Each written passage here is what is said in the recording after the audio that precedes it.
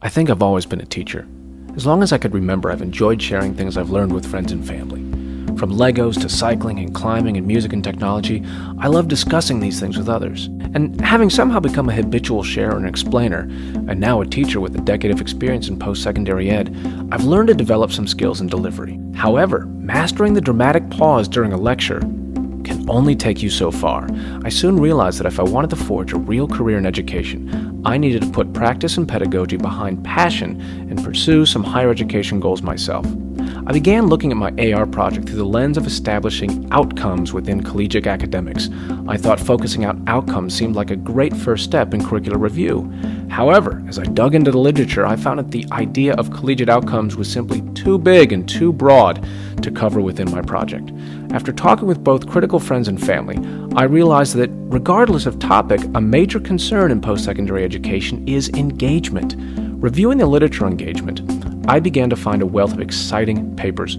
One study that stood out in particular was a 2008 paper entitled The Structure of Student Dialogue in Web-Assisted Mathematics Courses by Thomas Lee Naughton Lee. Normally, I'd avoid anything saying mathematics, but this study was so simple and so practical. 3 different courses were designed, wherein one was used as a control, and the successive courses leveraged a greater amount of technical tools and resources in order to see whether or not these new technologies could boost student achievement. Immediately after reading the abstract of this study, I knew I would lay out my entire AR project similar to this one. With 7 years of teaching experience at my current institution, I have student surveys, grade history, and a variety of other data sets possible to establish sort of a baseline or control perspective for my recent performance in the classroom. And as we were learning to leverage so many new technical tools in the EMD class, I decided to then use the following calendar year as an experiment with new technologies and new resources for the classroom. Would students react to new Web 2.0 technologies? Would they appreciate the use of multimedia? Would the use of tools increase overall student success as measured by median and average scores? And what does the rest of the literature suggest regarding the implementation of technology into lecture environments? In Cycle 1, I started working with a critical friend and IPR department head, Eric Trelstad, to review and categorize almost 260 student surveys from my earlier courses. Being familiar with the questions raised within the survey, I knew that this material would prove a valuable starting point for assessing my past educational experience. Overall, I was really amazed with some of the comments I was able to collect from the 2007, 2008, and 2008 through 2009 school years.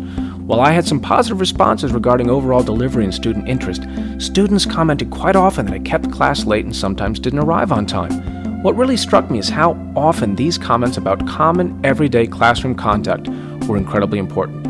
Some students elaborated on the point and suggested that even staying late by 5 minutes can mean parking tickets, missed public transportation schedules, and a host of other complications.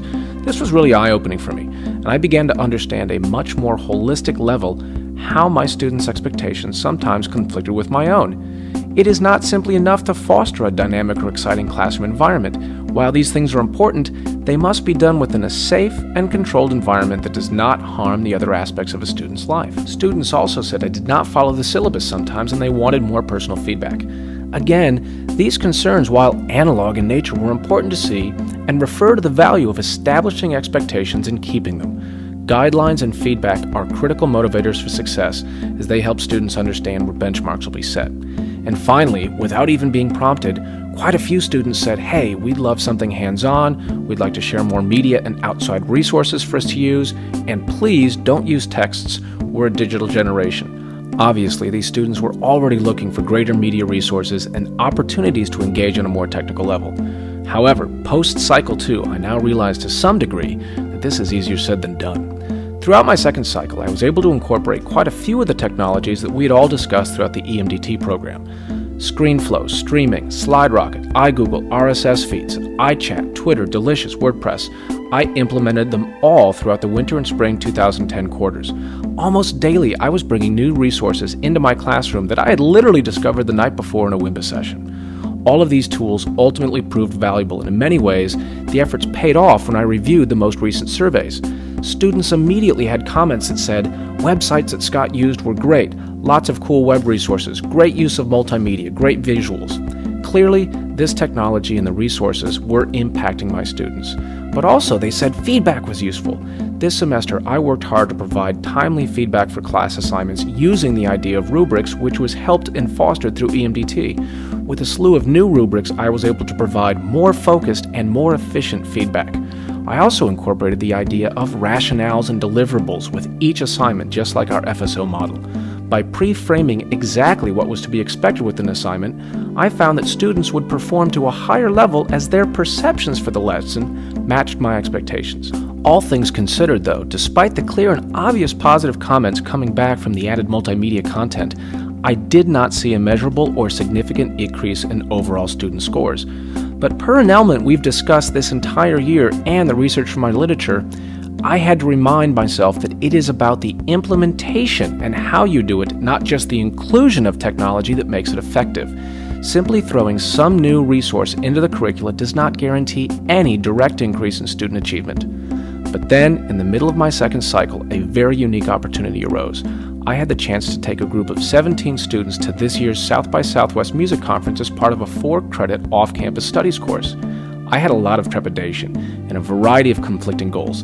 We wanted to maintain academic rigor, a self-learning environment, and wanted to give freedom for our participants to explore their own personal paths while at the conference. Ultimately, I leveraged Twitter, Facebook, and WordPress. Our students had to tweet hourly about where they were and what they were learning. Students had to post status updates to their Facebook pages while also posting to our home school's Facebook page to share with the community. And students had to blog each and every morning and evening a daily plan and daily reflection post on what they had learned and what was most impactful. Furthermore, each student had to comment on other students' reflection pieces as well. All in all, this experience was so rewarding and so gratifying. At any moment of any day, I knew the whereabouts of 17 students and was truly able to connect, challenge, and support each of them even when separated by miles of distance. I think the difference here was the interactive nature of our experience rather than the often one-way perspective of many of the technologies I'd introduced in my second cycle. This trip was nothing short of paradigm shifting. Upon returning to Minnesota, our students left us comments like, "I wish you would fail me so I could take this class again. I came home with 17 best friends after leaving with strangers," and even we had comments that said this course was, quote, life-changing and, quote, affirming. What we've found is that connectedness is valued, and sometimes technology can let us feel that if the technology is interactive.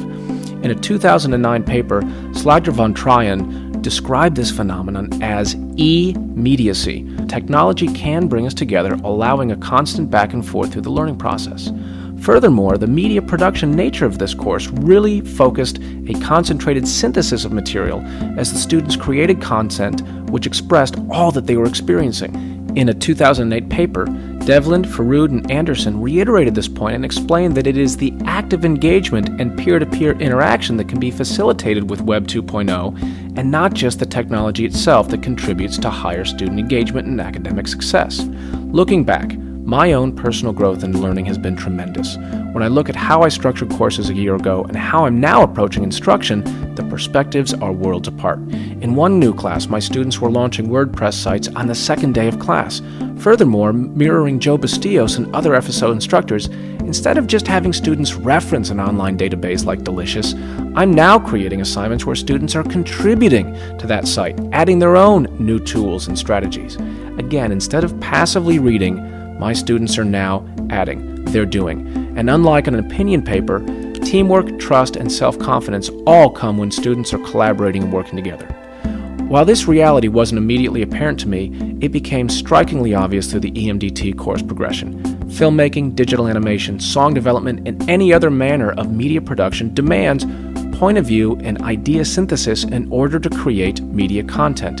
Not only that, today it is cheaper and more accessible to leverage these technologies than in any era before. What I've started this year is the beginning of a new perspective of how to approach education and how to interact with my students in the classroom. I've learned to teach at the speed of observation. My class is now a two-way conversation with students, and I'm active and observing in the process, so they are as well.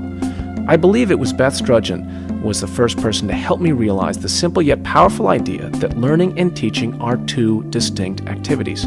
She couldn't be more right. This program has changed my life. Not only that, my perspective is now optimistic. So maybe I've always been a teacher.